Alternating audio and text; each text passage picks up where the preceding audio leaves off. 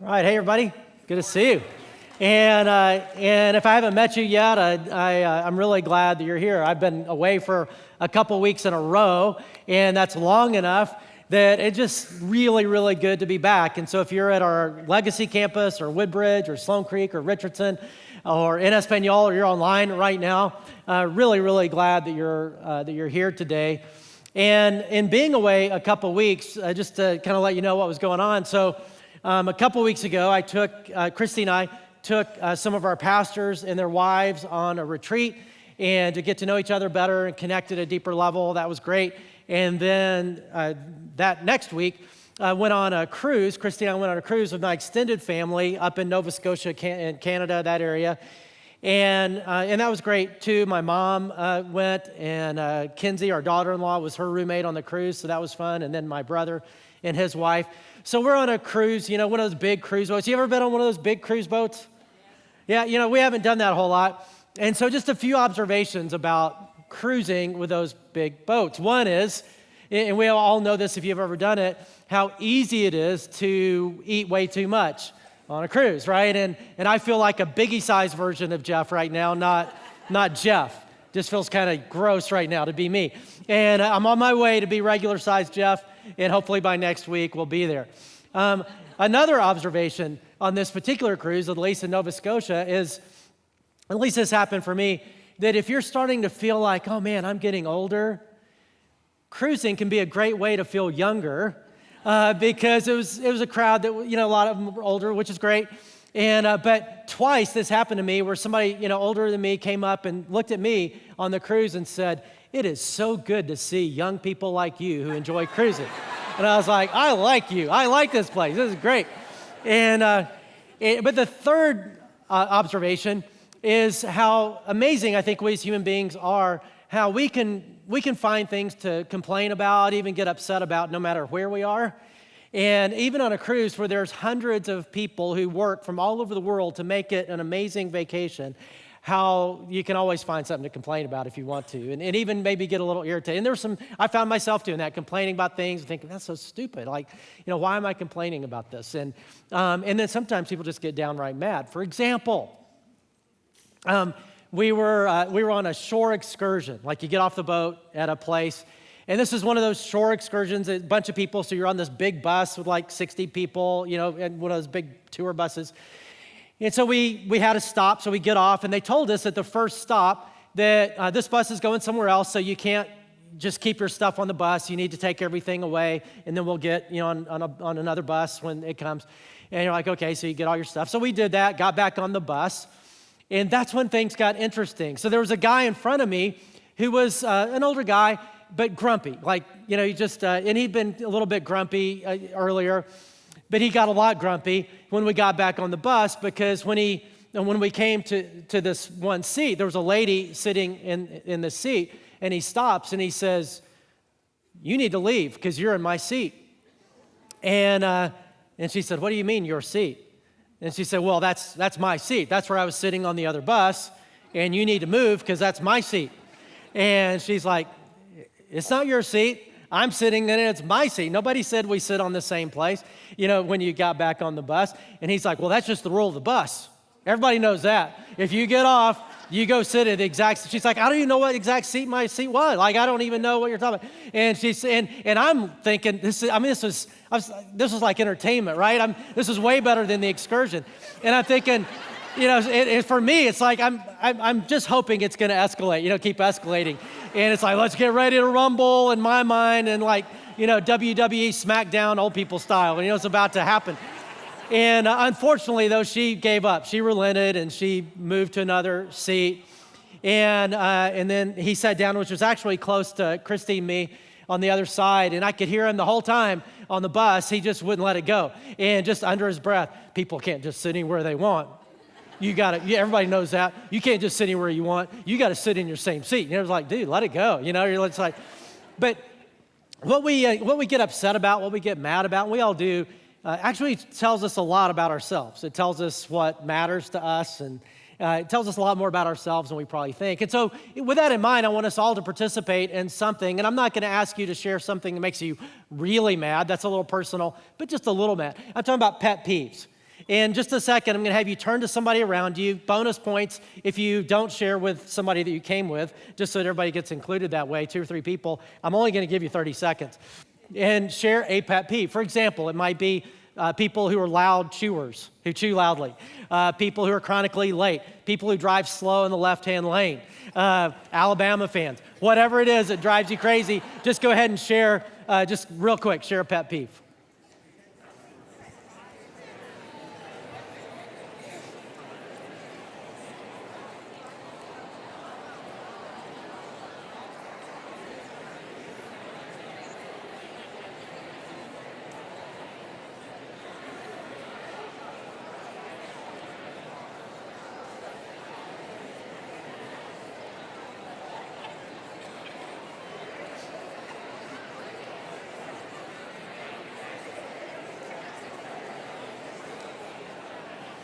Okay, it's starting to get a little heated in here, so I'm gonna back off. That means stop talking. So for how many of you would say, you know what, I didn't think about this, but really one of my pet peeves is when people like you on stage, a pastor or something, makes us do something like you just made us do. Talk to people and all. Me too. That's one of my pet peeves. I hate when people like me do that. So sorry about that. But you know, if we did talk about especially what really makes us upset, as I said, that actually is really important because it tells us a lot about who we are and about what really matters to us and what we're passionate about. And the same thing is true with Jesus. We're in this series called Unexpected Jesus, where we're looking at times in the life of Jesus we have recorded in the Bible where you look at the story and you think, man, that just doesn't seem very Jesus-like. Like, that's unexpected. I wouldn't expect him to operate like that or do that. And today is certainly an example of that, because today we're going to be talking about angry Jesus. And we're going to see Jesus get not just a little bit angry, but really angry. And for those of you who are new to Christianity, or maybe you're kicking the tires of Christianity and you're curious about Jesus and what makes Jesus tick, you picked a really great week to be here because, again, what we get angry about tells us a lot about ourselves. And we're going to see Jesus get really angry and see what he's passionate about. And so that's going to be great. It actually has way more to do with you, if you're in that category, than of a tire kicker and Christianity and stuff, than you probably think. And for those of us who are Jesus followers, it's a huge opportunity because we've said, hey, we want to pattern our life after Jesus, and we're going to see what makes Jesus angry, which means what really he's passionate about. And it's been challenging to me all weekend doing these messages and preparing before that, in the weeks before that, because I just think, God, am I as passionate about what you're passionate about? And I'm not, as you are. And God, help me be as passionate as you are about this. And so that's what we're going to be doing. And we're going to be in this New Testament book called Mark. And this story happens in a place called the Temple in Jerusalem 2,000 years ago when Jesus was on the planet.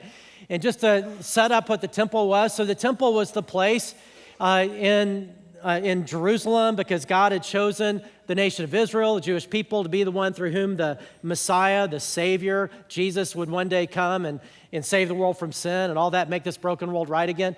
He had set aside that nation to be a light to all the nations. And in Jerusalem, at the center of religious life at the time, was this place called the temple, where if you wanted to connect with God, that's where you went. And a lot of things happened at the temple, and so that, in this story, is taking place at the temple at a specific week called Passover. Now, that was a big deal because Passover was a time where Jewish people came from all over the world to celebrate this time of Passover and to do a couple of very important things. To do sacrifices for sin, because leading up to Jesus, who's the final sacrifice, as he gave his life on the cross, they would do these sacrifices. And they also paid their temple tax during that time. So all that is going on, and it was crazy crowded when this story happens in the temple, as Josephus, who was an ancient historian who lived back then, said that there were over 200,000 extra people in the temple that week than normal. And it wasn't that big. So it was crazy crowd. It's like Black Friday used to be at a mall, or maybe still is. I don't know. I don't go there. But Black Friday at a mall. 10 years ago, all right? And so there's just people everywhere. And Jesus comes in and he sees something that drives him bananas. And he gets angry, and here's what happens.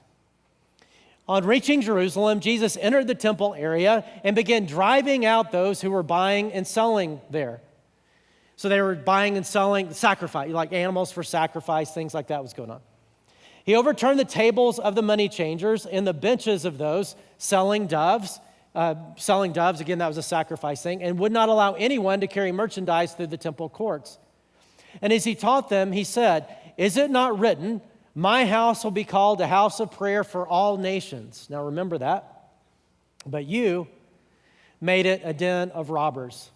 The chief priests and the teachers of the law heard this and began looking for a way to kill him, for they feared him, because the whole crowd was amazed at his teaching. When evening came, they, Jesus and the disciples, went out of the city. So when I say Jesus got mad, he didn't get just a little bit mad. This wasn't a pet peeve. This was something that he was very passionate about. Whatever bothered him really bothered him in a big way. And it wasn't just an impulsive thing either. We learn in the book of John, in John's account of the same story, and John was one of the disciples who was there, that Jesus actually leaves the temple and he goes and he makes a whip, like an Indiana Jones kind of whip. He makes it himself, like taking out, I guess, leather cords, or I don't know what he used for the whip, but he actually weaves it himself. And so it's not just this impulsive act. This is something he's thinking about and all that. He's very purposeful about.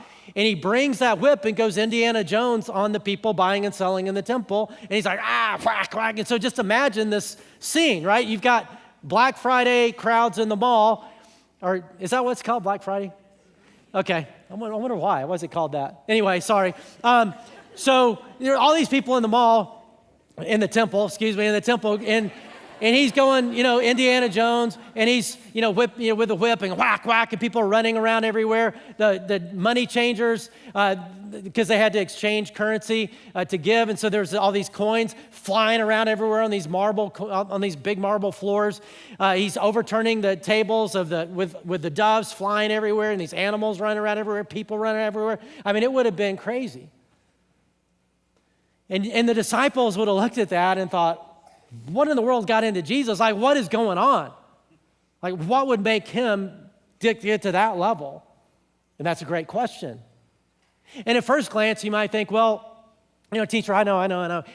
Because they were, buying and selling stuff in the temple. And it's like, we're kind of like that now because we're church. We're God's people now. And you're not supposed to sell stuff at church. So like sometimes we'll sell T-shirts in the lobbies, or churches will sell donuts. You better not do that because Jesus will come in with a whip and chase out all the donut people, and there'll be T-shirts flying everywhere. You don't want to. But that's not the issue. That's not what's going on. But then you think at a deeper level and look at the story and think, well, probably what was going on is that they were taking advantage of people. Because when you came to the temple, the reason they were buying and selling stuff was for convenience, for worship, and it made a lot of sense. For one thing, you came from all over the world, right? People came from all over the world to do these sacrifices, and it's kind of hard to bring an animal, from all over the world. They don't fit in the luggage compartment, on the plane or what. They didn't have planes, but so it was a place where you could buy one. It also had to be a certain quality level, and it was like pre-approved. You could buy. They also had to exchange money in order to give their temple tax, and the reason was they were under. The world was a Roman world, Roman Empire world, and they had Roman currency. And for Jewish people at the time, they hated the nations. They hated Gentiles so much that they considered Roman money, Gentile money, as like cooties money. Like you get cooties if you touch it. You don't want to, it's ungodly money. It's bad money. You have to exchange it for temple money, for shekels. And so that was going on. That was the money changing thing because that was their mentality about the nations. That mentality about Gentiles is that they were dirty. They were unclean. You stay away from them. We don't want to be around them. And so you had to do that. So people had to do that. And then he says, you've made my temple. And the phrase he uses is a den of robbers or den of thieves. So you think, well, obviously they were robbing people, right? They were thieving. They were taking advantage of people. And that probably did happen, and that would certainly make him mad and probably part of the thing that happened. But I don't think that's the main thing that got Jesus so upset. for a couple reasons. One is, it says den of robbers. A den of robbers is actually not where robbers rob. It's where they hang out. It's your hiding place. It's your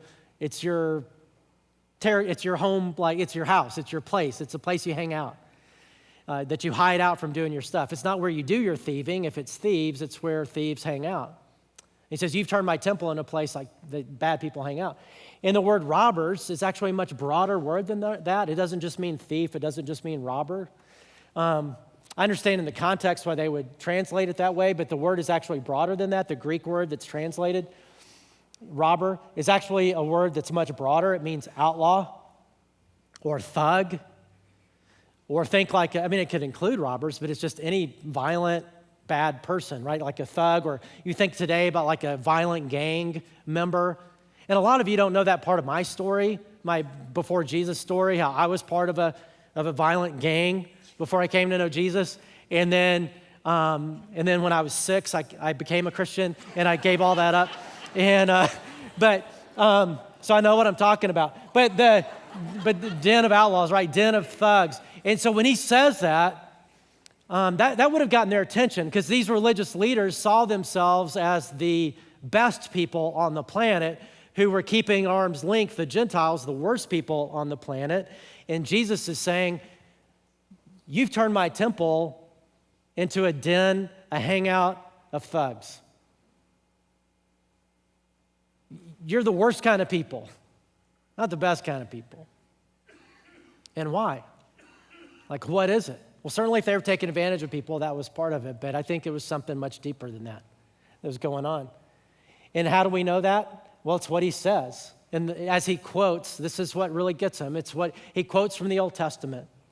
In Isaiah 56, it's a quote from there. He says, is it not written, my house will be called a house of prayer for all nations? Now, he's quoting from Isaiah 56, which would have been a passage that these religious leaders would have been familiar with. And it's a really cool passage. And I'm going to read you the extended passage from Isaiah, because they would have been familiar with it. And here's the extended passage. He says to the people of God in the Old Testament, the Jewish people, don't let foreigners, Gentiles, other nations who commit themselves to the Lord say, the Lord will never let me be part of his people. I will also bless the foreigners, the Gentiles, the nations who commit themselves to the Lord, who serve him and love his name, who worship him and do not desecrate the Sabbath day of rest, and who hold fast to my covenant. I will bring them to my holy mountain of Jerusalem and will fill them with joy in my house of prayer. Talking about the temple. I'll accept their burnt offerings and sacrifices, because my temple will be called a house of prayer for who? All nations, everybody. For the sovereign Lord who brings back the outcasts of Israel says, I will bring others too, besides my people Israel. See, God's heart for the nation Israel, the reason that he chose them was not for them, it was for others. It was for the nations, it was for the world. It was the one through whom the deliverer would come one day, but it was also, their mission was to be a light to the nations, a light to the Gentiles. They were chosen with that purpose. And God told them, hey, I didn't choose you because you're special, because you're better. In fact, one time he told them, you're not. Like, you're worse. You're a little dinky nation, and that's what I chose. I chose that because that's how God works. He likes to use kind of dinky little things to do big stuff, and I didn't choose you because you're great, because you're not. I chose you because I chose you so that you could be used by me in a big way, that you could be a light to all the nations. They got, I'm chosen. They didn't get why. They lost a sense of purpose. And they were looked down at the Gentiles, and they shoved away the Gentiles as unclean, as not worthy to be in a place like this. And so when Jesus comes into the temple, what does he see? Well, during the time of Passover, they needed a place, right, to sell the stuff and to do the money changing, and where are you going to do that? And there was a special place in the temple that God made for the nations, for the Gentiles, called the court of the Gentiles. And the court of the Gentiles is where it was God's provision for the nations, because that's his heart, right, for people to connect to God. Anybody, anywhere could come, do their sacrifices, connect with him, commune with him. That was the court of the Gentiles. So when these Jewish people, for their convenience, needed a place to do the money changing and do the animal selling, guess which part of the temple they chose? The court of the Gentiles. Because to them, it was wasted real estate. To them, it was, we don't want Gentiles, so that's the perfect place. And God sees that, who has a heart for the Gentiles, a heart for the nations, and it more than ticks him off. And he says, isn't it written, my house will be a house of prayer for all the nations? And you made it a place of thugs. I mean, you're playing for the wrong team. To make worship more convenient for them, they actually made it difficult for those outside to connect to God. And so if you say, okay, what is the point of the story? If you want to make God mad, then make it hard for people he loves to connect to him. It's really all you got to do. Now, 2,000 years ago, you see that story and you think, oh, that's terrible, but I know, Jesus always, was mad at the Pharisees and those kind of people if you read the Bible and the religious leaders, and of course they're goobers and they're going to do that. But now, today, we who are his church, a place where people can connect to God, like who would ever do that? Like, why would anybody want to make it hard to connect to him? And therefore, God gets frustrated. Why would any church do that? Like, nobody would do that. Like, who would do that? And you know who would do that? Me, you, us. Not because we want to or it's front of mind or we're really thinking that's what we're doing. It's just human nature to be self-focused. And we don't even know we're doing it. It's human nature when we gather together, even something like church, with a mission for people outside of ourselves to start doing church in a way that actually keeps those people at arm's length. Meaning there's some kind of, even though the church exists for a mission, there's something in us that we always have to fight. Even a church like this, it works really hard to avoid that there's this gravitational pull to build an insider culture, to make it comfortable for us. That once we come into the club, to make it exclusive. That once we come in, to kind of do what we're comfortable with, and even as culture changes, and as preferences change and ways of connecting change and what engages people change, we don't change because we like the way we do it. And then as we come in and get our act together a little bit, it's easy to look down our nose at people who struggle in ways that maybe we used to or that we don't, and subtly communicate, this isn't really for you unless you become like us. It's just so easy to build an insider culture, even in a culture that feels exclusive. Don't even know you're doing it. I experienced that in another way on that cruise that I talked about, that I was at a couple weeks ago, because we had 3 couples, and my mom and my daughter-in-law, Kinsey. My mom has cruised a lot, and so she was upgraded to the Neptune level on this cruise. She was in a Neptune suite. Now, that may not mean much to you, being in the Neptune suite, but it's pretty great.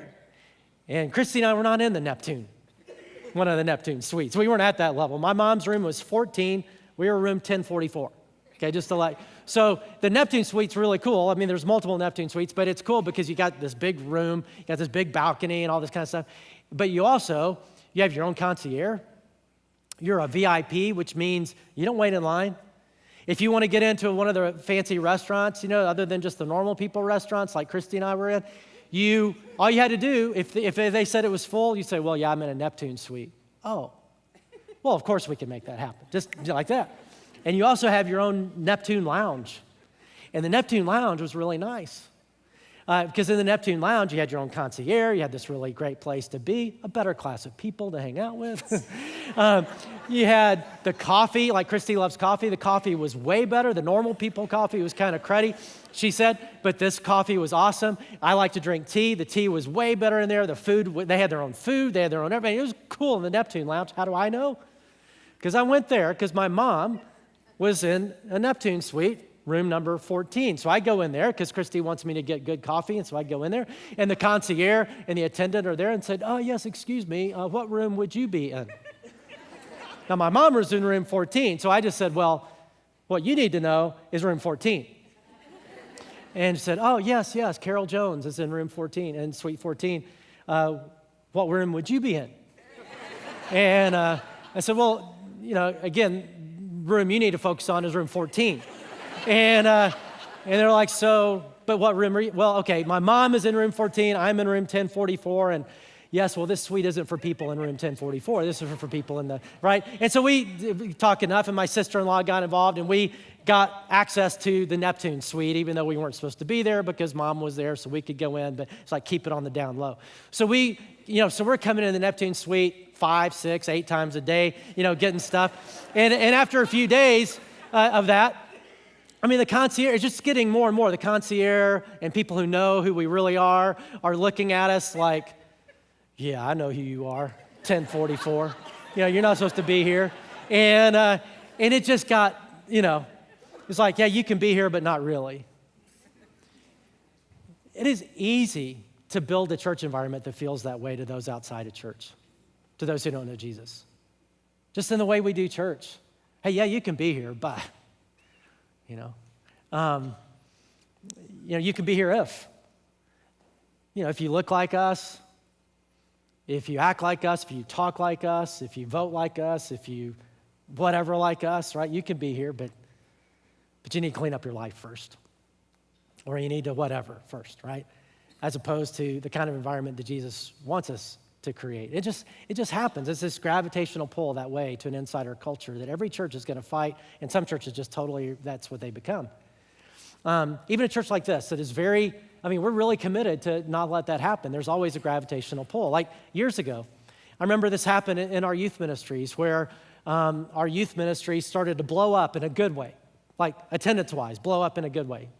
And we had all these kids coming from the community who didn't know Jesus, and so they were coming to our youth group, and there was starting to be more of them than like our regular youth group kids, which was pretty cool, but it was also disconcerting for some people because they would hang out later in the parking lot, and they were just acting like who they were, right? So their language wasn't so great, and they were smoking whatever and all that, and they were doing whatever bad things you do when you're like make Alabama jokes, stuff like that, and out in the parking lot. I'm from Alabama, but and so some parents wanted to meet with me and to see, well, what are we going to do about this, about these kids? Because the idea is they're the wrong kind of kids. They don't belong in the Neptune suite, Neptune line, right? It's kind of the feeling.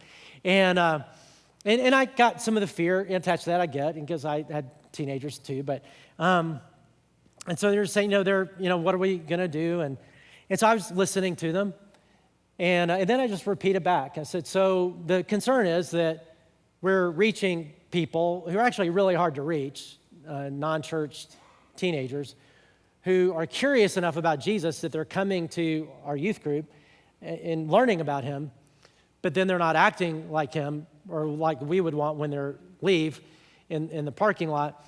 And the concern is they'll rub off on our Christian kids and influence them, and that's kind of scary. And so we need to do something and make sure that they leave quick or they don't come at all or whatever. And to these parents' credit, when you kind of read it back, play it back like that, play back the tape, most of them were like, yeah, that's kind of messed up. Now, we don't want them going somewhere, we don't, and there's ways to address stuff, but some of the parents were not that way. And I remember some of the parents would say, yes, that's exactly right. The reason I have my kids in youth group is to keep them away from kids like that. And here we come to church, and they're exposed to that, and I don't want that. This is our church. It's our kids. We're the one who tithes. We're the one who gives. Like, this is our, and I just had to look at him and say, I understand the fear, but we're not here to live by fear. We're here to live by love and mission, and so we're not going to chase those kids away. It's people that God loves and wants to reach, and so we're going to disciple Christian kids, but in the context of mission, in the context of reaching kids who don't know Jesus, because that's the way God rolls. That's what He's called us to do as a church, and they're like, well, we're going to leave the church. I'll be like, well, that's a bummer, but I can't change that because this isn't my church. It's Jesus' church. He's the Lord of the church. And the thing that gave birth to the church was a mission. And that mission is to reach people that don't know Him and to reach people outside, and that's why we're here. But it's just hard, right? It's hard to keep that going. And we work really hard, right, to say, hey, let's avoid doing that, and let's build a culture where non-church people can love to come and can connect to God and be exposed to Jesus and the opportunity to know Him. A place where doubters can come and not be shamed for their doubts. A place where skeptics can come and not be made to feel stupid because they have really good questions. A place where strugglers can come and be authentic in their struggle. A place where sinners can come and be authentic about their sin and about those kind of struggles, because after all, we are all in the same boat. We are all sinners. We are all strugglers. We are all skeptics. We are all doubters. Right? We're all in the same boat on this. We're just different places on the journey. And so we got to do whatever we can to make sure we're that kind of environment. And let's make it positive. I mean, if you want to tick God off, then go against what I just said. But if we want to thrill the heart of God, it's pretty easy. All you have to do to thrill the heart of God is to make it easy for people he loves to connect to him. I mean, that's why he gave birth to this thing called church. That's what he calls us to do. To do church in a way it's not just about us, but for those who aren't here yet. To live lives that are not about us, but for others. And when that happens, I mean, Jesus told us that he gave us a window of heaven. He said, hey, you know what happens in heaven? You know what makes heaven rejoice? The only thing he said that makes heaven rejoice right now in a broken, fallen world where so much bad stuff happens between now and when Jesus comes back to fix it, he said, every time a person who's lost to God finds a relationship with him, every time an outsider becomes an insider, heaven rejoices. It doesn't say heaven rejoices when we have a great Bible study, or heaven rejoices when we have a great worship service. Man, God loves that. He does. But if you really want to get to the heart of God, right, then it's every time a lost person comes to know him. As a church, here's the way we kind of say that. It's one of our DNA statements that drives our church. This is not our party. The reason it says this DNA statement, this is not our party, it's from another time in which Jesus was trying to help us understand the heart of God. And he tells this parable and the story. And the story is, he said, let me illustrate the kingdom of God. He said, the kingdom of God's a party.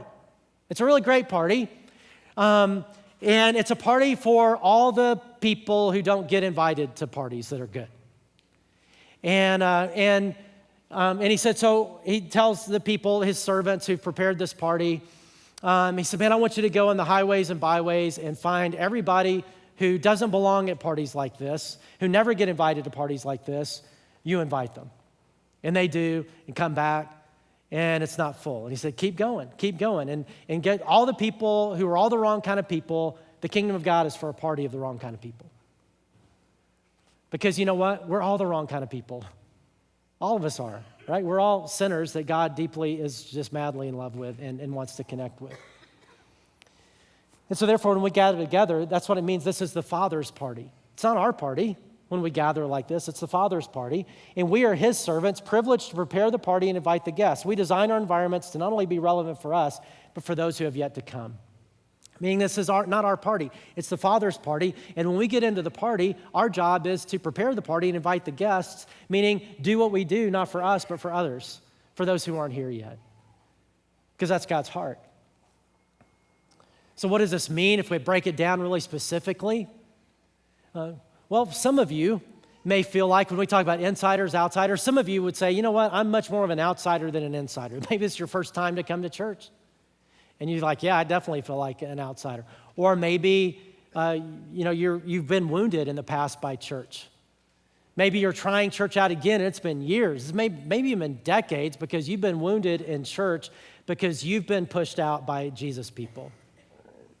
Maybe you've been judged, or you've been belittled, or you've been condescended to, or you've been rejected, or you just felt like, yeah, I wasn't good enough to be there, or I didn't make the grade, or whatever it is, and you've just been hurt by church and been away from it. And by the way, you're in good company at Chase Oaks, because I would guess that our church is half full of that story. That was my story when I came. And my guess is this church is half full of people with that story who are trying out church again after some bad church experience. And I just want to say, if that's your experience as a pastor, I'm sorry. I mean, I really am sorry that you've been wounded, that you've been hurt, that you've been judged, that you've been shoved out. And as a pastor of this church, let me say, if that ever happens here, if you feel that way, we work really hard to avoid that, but if that happens, I want to know that, because I want us to be better, and that would help us get better. For those of us who are insiders, who are part of Chase Oaks, which means you've been here once or more and you want to be part of Chase Oaks, that's all it means to be a Chase Oaker. We don't have a formal membership thing. A lot of times people say, well, what do you have to do to be a Chase Oaker? You know, what steps do you have to take or whatever? And We have no bar. We're a no bar church. Some churches are better than us, and they've got a bar, and you got to do all this stuff, and then you're like in. And for us, it's like, hey, we're here by God's grace. It's a gift. So if you want to be in and you're open to God and you want to be a Chase Oaker, anybody want to be that? You're in. You're a Chase Oaker, all right? So once we're a Chase Oaker, right, because there's no bar of entry, what does it mean for us? Well, it means it's not our party. It's no longer about us. It's our privilege to prepare the party and invite the guests. So what does that mean? Let's talk about prepare the party. Part of that, preparing the party, is realizing, hey, this is a party not for us, but for others, and parties don't just happen. Right? Parties happen because people make them happen. So what does it mean to make them happen? Well, part of it is to make sure we stay, like we resist in our own mind, in our own heart, that insider pull. And we say, God, don't let me go there. Don't let me make my life about me. Don't let me just make church about us. God, help us always think about those who aren't here yet. And when we find ourselves, by the way, complaining about church, and that'll happen, that's fine. It may be a very legitimate complaint. I mean, be godly in what you do with it, take it to the right person, that kind of stuff. But also ask yourself the question, like I have to, is what am I complaining about? Like, is it a legitimate complaint? Complaining's fine. Being angry about something's fine. But is what motivates us? And if it's about me, if it's just a self-oriented thing, well, I don't like the way we're changing this, or I don't like that, and I don't want to change my group. I don't want to open it up to new people. If it's a self-oriented thing, then you're like, oh, okay, God bonked me on the head. I'm just being stupid. Because it's my privilege to give up my preferences for the sake of those who aren't here yet. That's what we do. That's how we roll. But sometimes a legitimate complaint, like, hey, we're not doing good enough reaching those who don't know Jesus, and we need to do better. That's great. That's one in the heart of God. Well, then you say, okay, once we do that, then how do we prepare the party? Well, again, parties don't just happen. So one of the ways we prepare, like this is a party right now. As we gather together, this is like a party. Our Kids Zone right now at every campus, that's a party. Trust me, that's really a party. Our student ministry that happens at night, Lift, on Sunday nights, that's a party. But those parties don't just happen. They happen because people serve and people give. That's the way God arranged it, and it's our opportunity to both serve and give. To say, man, because there come a time where, man, I need to help make the party happen. And I need to serve in Kids Zone or in adult ministries or a small group or whatever as we make these parties where people can connect with God and grow deeper in the faith. And if you're not serving, I get that, and that sometimes that's legit because you have to figure some stuff out or be healed from some bad experience or just chill a little bit. But at some point, God's going to call you to say, hey, it's time to make the party happen. Same thing with giving. The way this place happens is people who give regularly and faithfully. And I don't know if you realize that's the way God arranged it, but I don't know if you realize that God set it up to where the church does, where those who are Jesus people, it's called tithing. We set aside a percentage of our income that we decide before God, and we give it regularly, and that's how this place functions. And most people do that by going online or doing it on the Chase Oaks app. They do it electronically, which is why when the plates go by, this is the most common question I get at Chase Oaks is, how does Chase Oaks run on the money that's in that plate that goes by? Because you really know how to stretch $1, literally. And because some people give that way, and that's fine, but most people don't. Most people give in ways we can't see in the baskets. And you can be here and not give, but at some point, God's going to call you to say, hey, help make the party happen. And God blesses us when we do, but that's another sermon. But to prepare the party and then invite the guest. Should say plural, invite the guests. Because most people aren't just going to come. We can prepare the party, but people aren't just going to come to a party like this, especially church in our culture. It's hard to go to church if you're not a church person. Pretty intimidating thing to do. And some of you, and I'm amazed by you, you are here and you've come by yourself. You saw us online or you drove by or somebody just told you about it somehow and you showed up on your own to come into church. That says a lot about you. And that's really cool, a lot of good things about you. But most people aren't bold enough or motivated enough to do that. For most of us, the way we came here is somebody invited us. The way I came to Chase Oaks was years ago. A friend named Jack invited me. And I'm really glad he did. I didn't know there was a church like this in existence that I got to be part of. And I'm very thankful for that. Even before that, before I was a Jesus follower, I was a junior high student, and a friend invited me to youth group. A guy named Don invited me to his youth group. I had no idea how that would change my life, just going to that youth group that one night. And that's the cool thing about invitation to the party is that Inviting is one thing you can do that has the power to change everything for somebody. I mean, think about you. I mean, aren't you glad somebody did that?